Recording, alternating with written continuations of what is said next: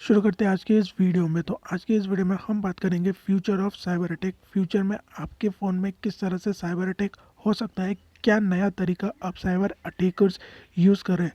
वैसे वीडियो में आगे बढ़ने से पहले मैं आपको ये बता दूं, अगर आपको वीडियो थोड़ा भी पसंद आया तो आप चैनल को सब्सक्राइब कर सकते हैं, आप शेयर कर सकते हैं वीडियो को। कई लोगों को मैंने देखा है कि वो लोग वीडियो देख लेते हैं लेकिन सब्सक्राइब भी नहीं करते और शेयर भी नहीं करते। तो प्लीज़ आप लोग, अगर वीडियो पसंद आया तो आप शेयर सब्सक्राइब ज़रूर करना ताकि मुझे थोड़ा सा बूस्ट मिले। साइबर अटैक के फ्यूचर के बारे में जानने से पहले आप लोगों को मैं ये बता देता हूँ कि अभी किस तरह का साइबर अटैक ट्रेंड चल रहा है और आपके डिवाइसेस में किस तरह से साइबर अटैक्स हो सकते हैं। तो आप लोगों को तो ये तो पता होगा कि साइबर अटैक अब कोविड के टाइम में काफ़ी ज़्यादा बढ़ चुका है पूरे वर्ल्ड में। और आपने काफ़ी बार ये भी देखा होगा या ये भी सुना होगा कि कई क्रिएटर्स, यूट्यूब क्रिएटर्स का चैनल साइबर अटैक के कारण डिलीट हो गया, लेकिन उन क्रिएटर्स को अपना चैनल वापस तो मिल गया। और कोविड 19 पैंडमिक के टाइम पे, वैसे कोविड 19 पैंडमिक तो अभी भी चल रहा है और साइबर क्राइम्स में ये देखा गया है कि 600% का इंक्रीज़ हुआ है और इसमें मालवेयर अटैक सबसे ज़्यादा है। 2018 का अगर मालवेयर अटैक डाटा को देखें तो हमें ये पता चलता है कि उस टाइम में 812.7 मिलियन लोगों के ऊपर में अटैक हुआ और 92% केसेस में ये देखा गया है कि अटैक्स ईमेल के थ्रू होता है। अटैकर एक ईमेल भेजता है और फिर उस ईमेल में अगर कोई क्लिक करता है या फिर उस ईमेल में जो लिंक दिया गया है उसको अगर क्लिक करते हैं तो उसका डिवाइस कंप्रोमाइज़ हो जाता है, यानी कि उसका डिवाइस हैक हो जाता है। और उसी डाटा में ये भी देखा गया है कि 98% जो यूज़र्स थे वो एंड्रॉयड यूज़र्स है, यानी कि मालवेयर अटैक में सबसे ज़्यादा अफेक्टेड है एंड्रॉयड यूज़र्स। वैसे अभी एप्पल के डिवाइसेस में भी काफ़ी ज़्यादा अटैक्स हो रहे हैं और आगे भी शायद हो सकते हैं एप्पल के डिवाइसेस में।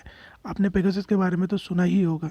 जितना भी डाटा ये अटैकर्स ले जाते हैं उसे ये लोग बेच देते हैं ब्लैक मार्केट में। और 2019 में इन डाटा का कीमत मार्केट में था $3.92 मिलियन और 2021 में रिपोर्ट के अनुसार इन डाटा का वैल्यू हो चुका है $4.24 मिलियन।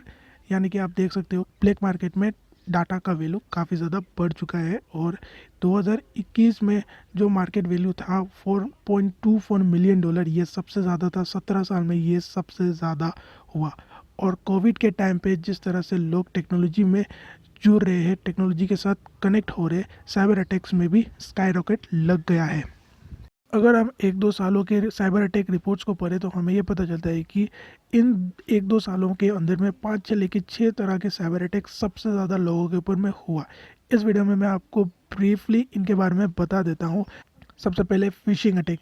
ये फिशिंग अटैक सबसे ज़्यादा हुआ है। 2019 में अकेले 1,14,702 लोगों के ऊपर में फिशिंग अटैक हुआ। 2021 का अगर हम फिशिंग अटैक के रिपोर्ट को देखें तो हमें ये पता चलता है कि 2,41,324 लोगों के ऊपर में अटैक हुआ, यानी कि 2 सालों के अंदर में ये फिशिंग अटैक ऑलमोस्ट डबल हो चुका है। और इस फिशिंग अटैक में अटैकर ये करते हैं कि वो यूज़र्स को मेल भेजते हैं और उस मेल में कुछ लिंक होता है या फिर पूरा मेल ही मालवेयर से भरा हुआ होता है। और जब उस मेल को क्लिक करता है यूज़र या फिर उस मेल के अंदर में जो लिंक दिया गया है उसे अगर क्लिक करता है तब उसका डिवाइस हैक हो जाता है, उसका जितना भी डाटा है उसे चोरी कर दिया जाता है अटैकर्स के थ्रू। और ये फिशिंग अटैक करना अभी सबसे ज़्यादा पॉसिबल है क्योंकि आपको पता होगा कि सभी लोग अभी वर्क फ्रॉम होम कर रहे, स्टूडेंट्स स्टडी फ्रॉम होम कर रहे और स्टूडेंट्स और एम्प्लॉय के मोबाइल डिवाइसेस में काफ़ी ज़्यादा लिंक्स आते रहते हैं रोज़, क्योंकि स्टूडेंट्स को ऑनलाइन क्लास अटेंड करना है,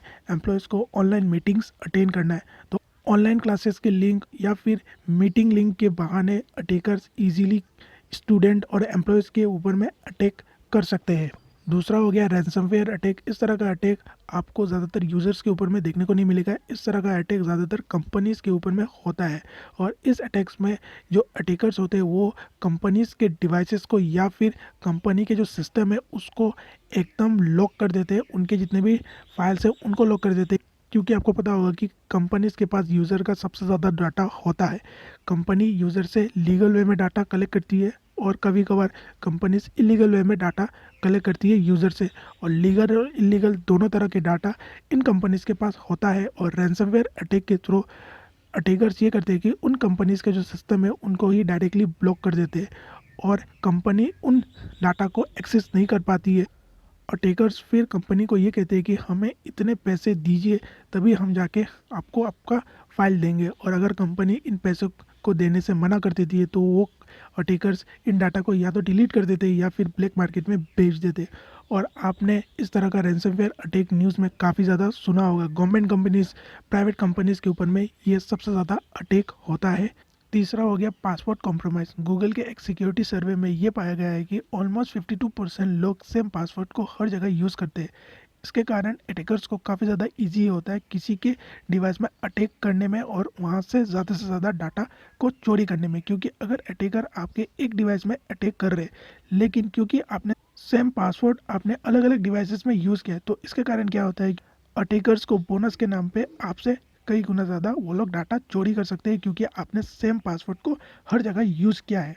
और हैकर फोरम में 100 GB का एक टेक्स्ट फाइल मिला जिसमें 8.4 मिलियन लोगों का पासवर्ड पाया गया है। तो मैं आपको यही रिकमेंड करूंगा कि आप सेम पासवर्ड हर जगह यूज़ मत कीजिए। हर वेबसाइट्स में, हर अपने गूगल अकाउंट या फिर इंटरनेट में आप जो अकाउंट्स को क्रिएट करते हैं वहाँ पे सेम पासवर्ड यूज़ मत कीजिए।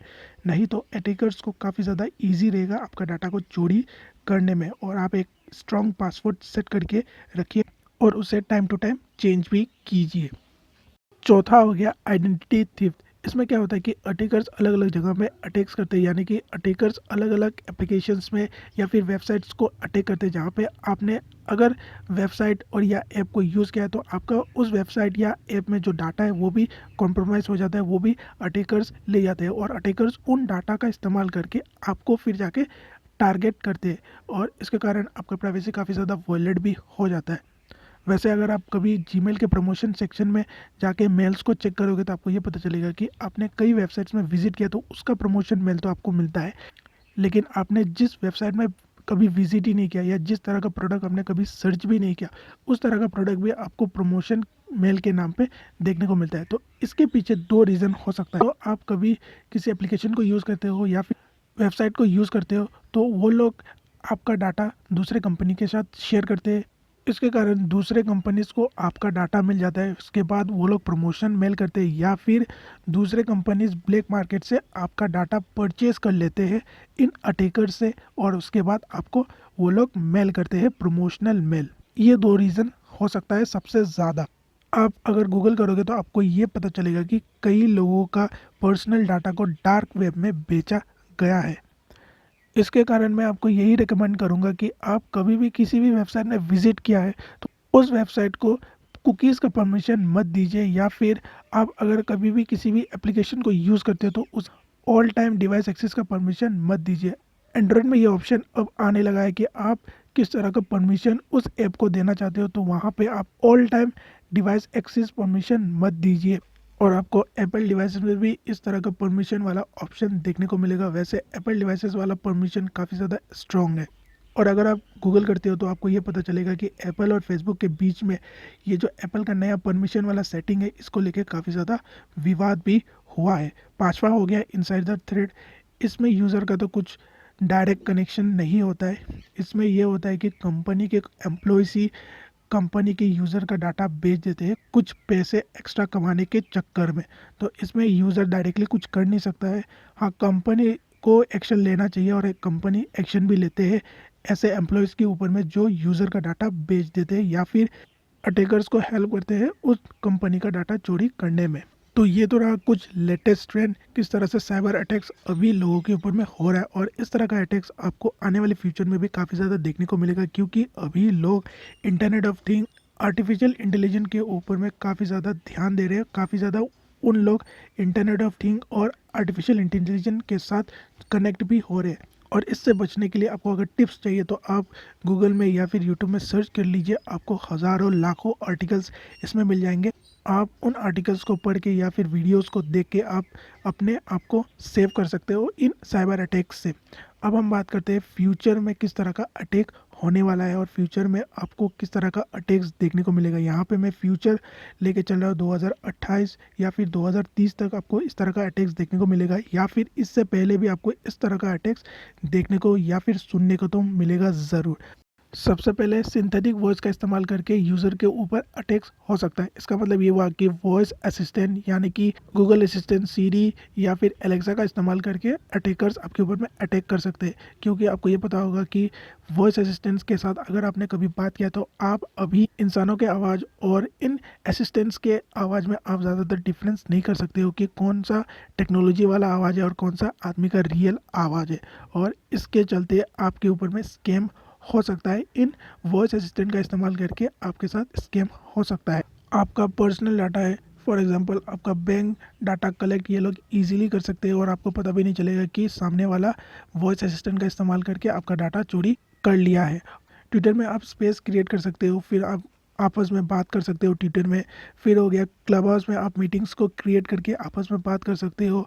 फिर गूगल और जितने भी दूसरे कंपनी से जो लोग वॉइस असिस्टेंट के ऊपर में काम कर रहे हैं, जो इनका वॉइस असिस्टेंट डिवाइसेस अभी अवेलेबल है, उनके पास भी आपका आवाज़ का डाटा जो है वो काफ़ी ज़्यादा है।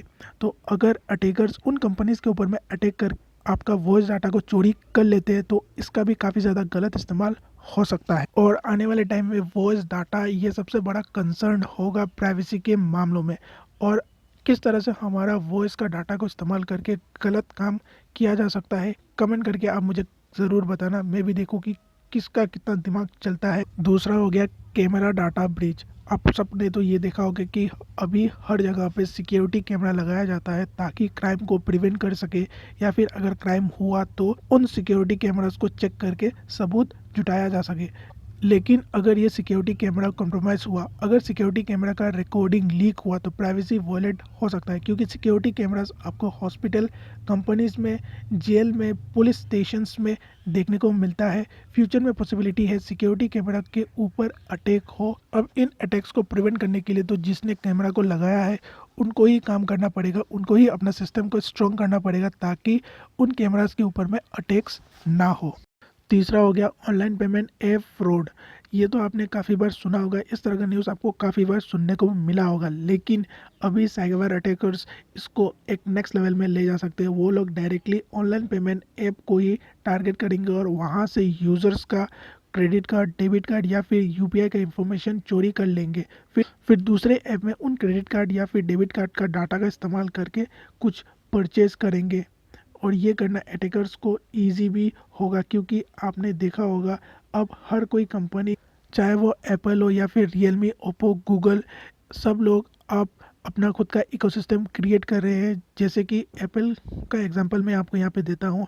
आपके पास आईफोन है और आपके पास मैकबुक है तो आप उन दोनों डिवाइसेस को इजीली कनेक्ट कर सकते हो। फिर आपके पास दूसरे एप्पल डिवाइसेस है तो आप उन डिवाइसेस को भी आपके दूसरे एप्पल डिवाइसेस के साथ कनेक्ट कर सकते हो। तो ये एक इकोसिस्टम बन जाता है और डे टू डे लाइफ में ये इकोसिस्टम काफ़ी ज़्यादा इस्तेमाल होता है और काफ़ी ज़्यादा लोगों को ईजी भी रहता है इसे इस्तेमाल करने के लिए।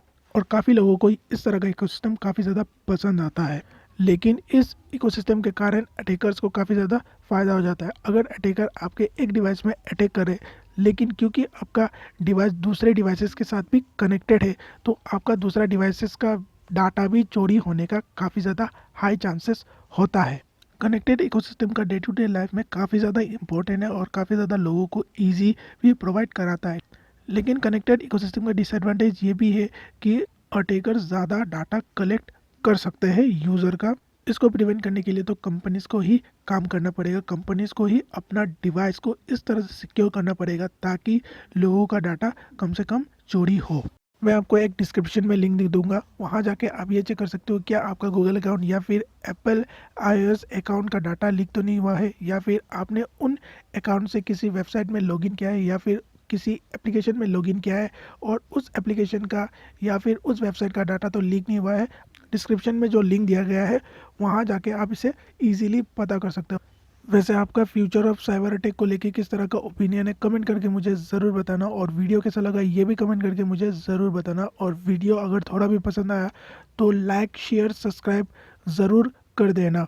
वैसे मैंने टेक्नोलॉजी रिलेटेड काफ़ी ज़्यादा वीडियोस बनाया है, आप इस प्लेलिस्ट को क्लिक करके उन वीडियोस को भी चेकआउट कर सकते हो। तो मिलते हैं किसी और एक वीडियो में।